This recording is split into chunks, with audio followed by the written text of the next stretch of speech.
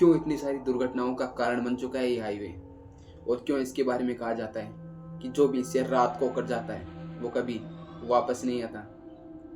आज भी इस हाईवे पर कई सारी ऐसी घटनाएं होती हैं जिनके बारे में कोई सोच भी नहीं सकता, और जो इन्हें सुनता है उसकी रूह तक काम जाती है। इस पूरी कहानी को जानने के लिए वीडियो के अंत तक बने रहें, और हम बिना देरी के इस वीडियो की शुरुआत करते हैं। राजस्थान की हसीन वादियों के बीच जहां एक तरफ इतनी सारी ऐतिहासिक धरोहर हैं, वहीं दूसरी तरफ कई सारे रहस्यमयी चीज़ें भी हैं, कई सारी रहस्यमयी जगह भी हैं।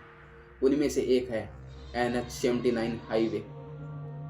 यह वही हाईवे है जो कि अजमेर को उदयपुर से जोड़ता है, लेकिन इसी रास्ते पर कई सारी ऐसी घटनाएं होती हैं जो कि वाकई बहुत ही ज़्यादा खौफनाक होती हैं। उन्हीं में से एक कहानी मैं आज आप लोगों के सामने लेकर आ गया हूँ। ये कहानी है एक राजवीर नाम के ट्रक ड्राइवर की, जो कि अपने ट्रक में सामान को इंपोर्ट एक्सपोर्ट किया करता था। और एक बार की बात है कि राजवीर को एक सामान लेकर उदयपुर जाना था, और इसी कारण वो शाम को अपने ट्रक में सामान बनकर अजमेर से निकल पड़ता है उदयपुर जाने के लिए। वो तकरीबन शाम को 5-6 बजे के आसपास निकला था, और इसे चलते चलते रात हो जाती है। वो उदयपुर जा तो रहा था, लेकिन उसे ये नहीं पता था कि आज जो उसके साथ होने वाला है उसके बारे में उसने कभी सोचा भी नहीं होगा। जैसे जैसे वो आगे बढ़ रहा था, वैसे वैसे उसे लग रहा था कि उसकी मंजिल करीब आती जा रही है।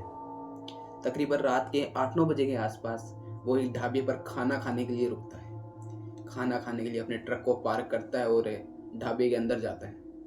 अंदर जाकर वो खाने का ऑर्डर देता है और बैठ जाता है, इंतज़ार करने लगता है कि खाना खा के यहाँ से निकल पड़ूंगा।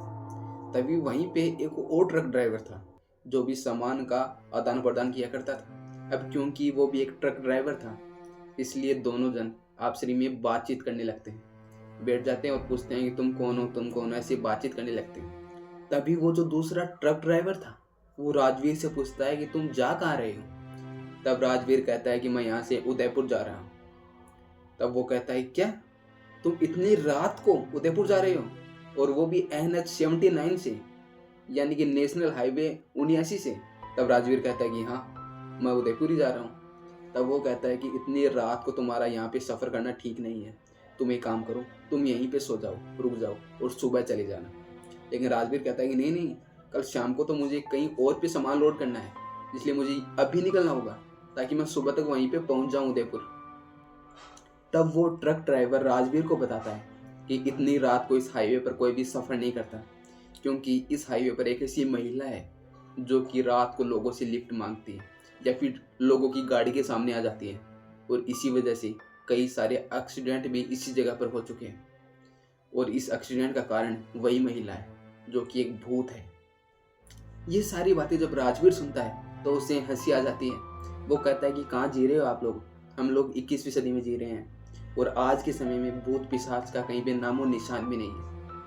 इतने में उसका खाना आ जाता है, तो वहाँ पे खाना खाता है। वो कहता है कि ठीक है दोस्त, मिलते हैं किसी और सफ़र में।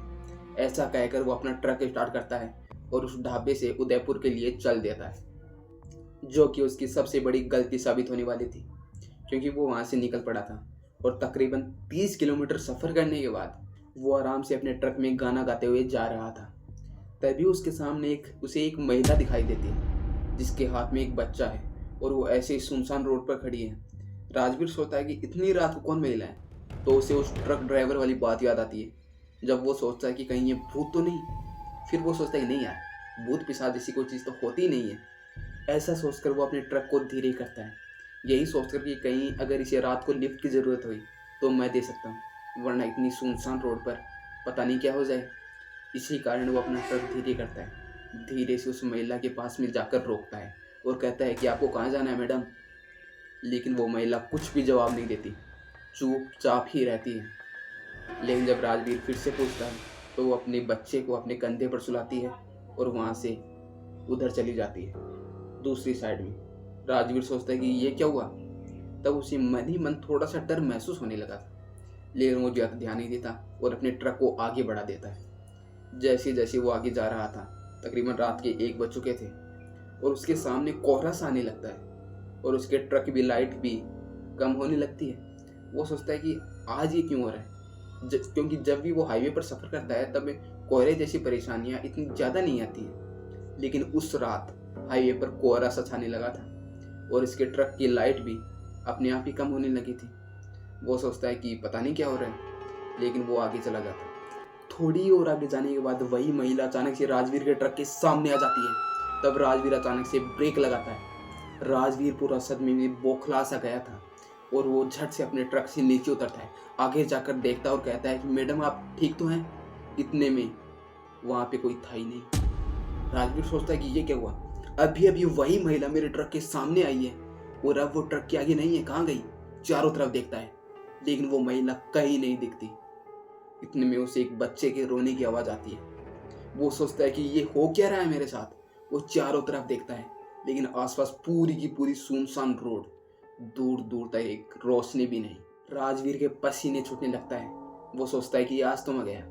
उसके बाद वो हिम्मत करके अपने ट्रक में वापस बैठता है, लेकिन अभी भी उसे उस बच्ची के रोने की आवाज़ नॉन स्टॉप आई जा रही थी।